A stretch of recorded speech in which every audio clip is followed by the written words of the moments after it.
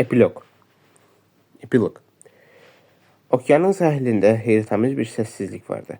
O, hər okyanın öz ruhu olduğunu ifadə edən məşhur sözləri xatırladı. Görünür, bu okyan da canlı idi və insan zəifliklərinin istənilən təzahürünə həssaslıqla yanaşırdı. Həm də alçaqlıqlarının təzahürünə.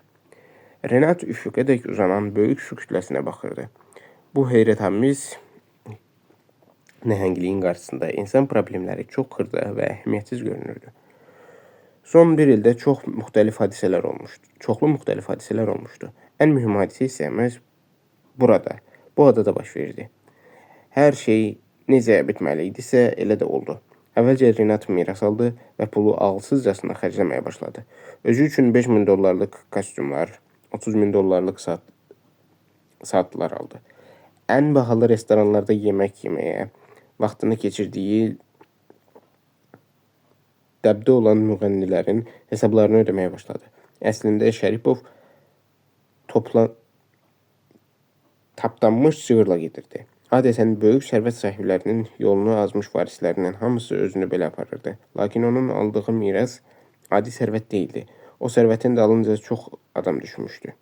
Onlar mirası tezliklə cavan oğlanın əlindən qoparıb almağa çalışırdı.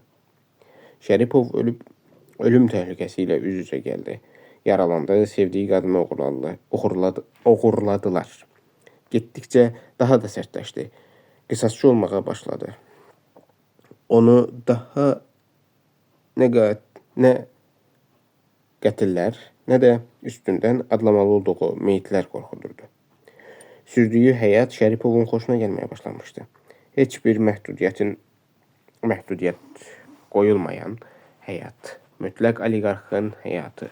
Ölmüş dayısı bu həyatı məhdudlaşdırmaq, öz sərvətini geri qaytarmaq istəyəndə hələ bilmirdi ki, həmin pulların ateşində və öz qurbanlarının qanında bərkimiş, hər cür gözlənilməz hadisəyə hazır olan bir adamla qarşı-qarşıya gələcək.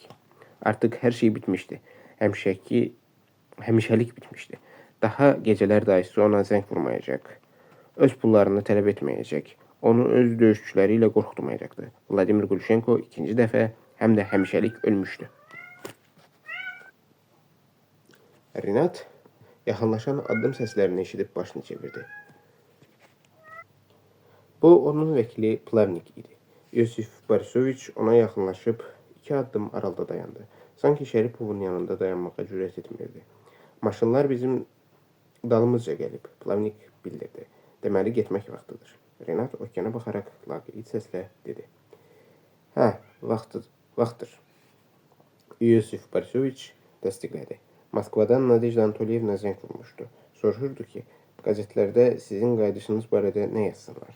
Hər hansı bir məlumat vermək lazımdırmı? Yoxsa buna ehtiyac yoxdur? Elə bu cürdə yazsınlar. Oliqarxın qayıdışı. Renat Şəripov nəhayət gözlərini okeandan ayırıb başını tərpətdi. Qoy hamı bilsin ki, mən Moskvaya qayıdıram və bütün işlərimlə özüm məşğul olacağam. Həmişəlik. Son.